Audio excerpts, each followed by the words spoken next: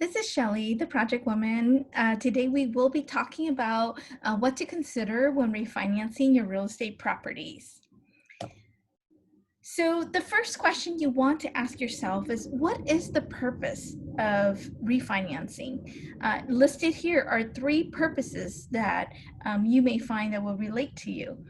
First and foremost, cash out on equity. We find that a lot of people refinance because they want to cash out on the equity that they have already gained in that property. Secondly, they want to also lower the payment, their monthly mortgage payment. And last but not least, you can find that they may want a combination of both, cash out with also lowering their payment. So we're going to explore the cash out on equity option first. What are the things that you want to consider when you're thinking about cashing out or taking cash out of your property because you have equity? The first item, number one here, is really looking at the percentage of equity that you have in the property. Typically, we find that lenders will only allow you to withdraw cash or pull cash from your property when you have between a 20 to 30% equity in your property. We're going to explore this in detail in the next slide. Secondly, we also want to take into consideration what will be your new monthly payment if you pull out that $50, $60, or $70,000 of cash that you have in your property. And then last but not least, I want to touch on a little bit about how are you intending to use that cash, and are you using it to your benefit? So calculating the equity that's in your property. The information that are required to calculate the equity in your property are as follow. First of all, you want to take a look at what might be the current market value of your property. And I know many of you, or 99% of you, are not in the real estate industry. So you may be wondering, well, how am I going to get this value? This value, your true market value would really be based on appraisal, but you don't want to run out and pay an appraiser to come and appraise your property. So what you want to do is just do some preliminary research, just to get an idea to see if you are within that 20 to 30% range. What kind of research should you be doing? There are a ton of websites out there that you can look at that will give you an estimated value. Of course, there's Redfins, Zillow, there's Trulia, there's Realtor.com. There's a ton of websites out there. I personally like Redfin, and so again, that's a personal preference, just because I find that their values are a little bit more accurate as compared to some of the other ones.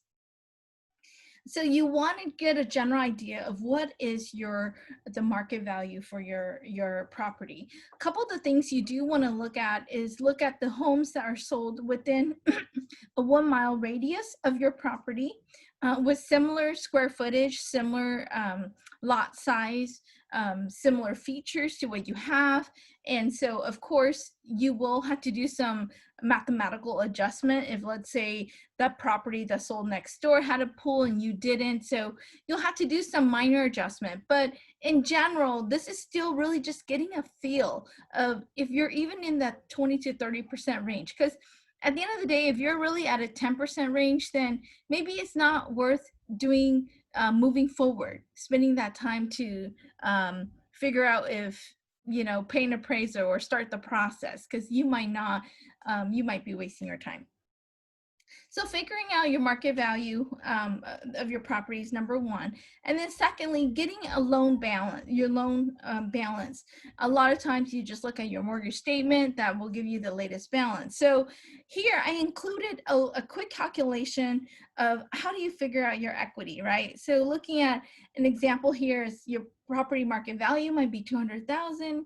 Your loan balance might be 150,000, leaving you an equity of $50,000, and the percentage of equity in your property is about 25%.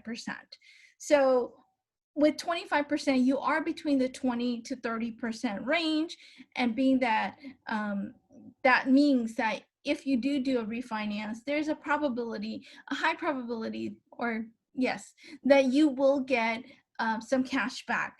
Remember that the lender typically like to keep about 20% equity in the property. So in this particular example, should these values be what the values that you're looking at, your equity, the cash that you can extract from the property may only be equivalent to 5%, because they want to retain 20% in the property. So that's something to definitely take into consideration. That's going to vary depending on the lender that you're at, or the loan program that you're at. But always keep in mind, because they're not giving you the full 25, they want to retain at least 20% in there. Some, depending on the market, some may even ask up to 30%. So, but this is just the basic calculation to give you an idea if this is something worth moving forward.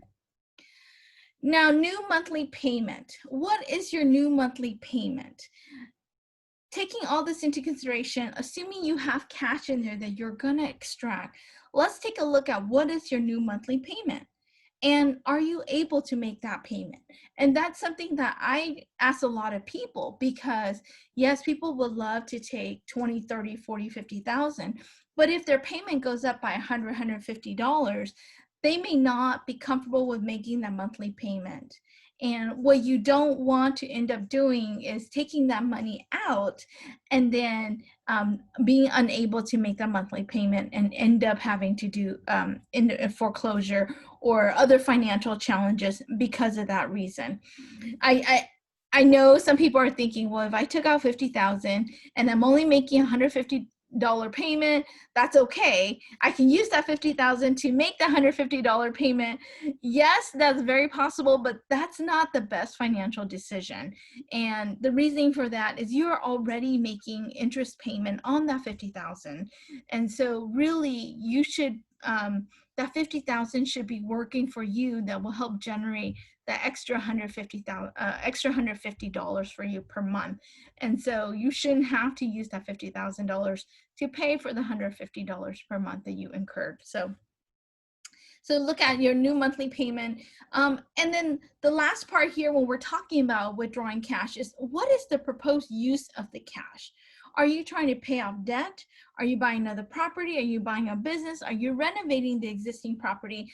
Or you just want to have that money sitting around? And so what is it that you're trying to do? And these are the main reason as to why people withdraw cash from their homes. And so I'm going to just quickly touch on a few things just to get your mind thinking so that you can ask yourself those questions. Is paying off debt.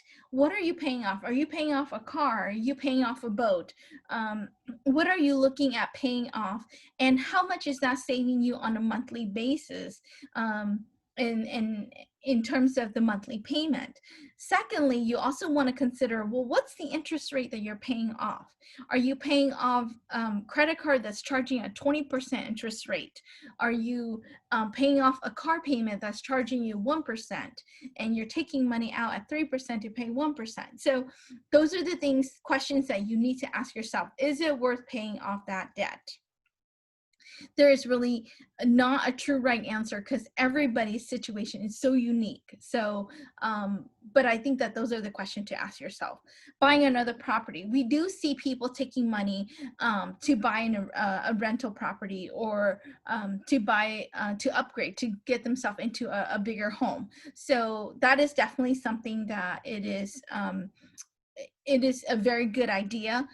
What I will recommend, if you are upgrading and using that money to down for a bigger home for yourself to live in, make sure that the new monthly payment is much less than the rent amount that you are going to rent that property for. So that is what you want to definitely look for.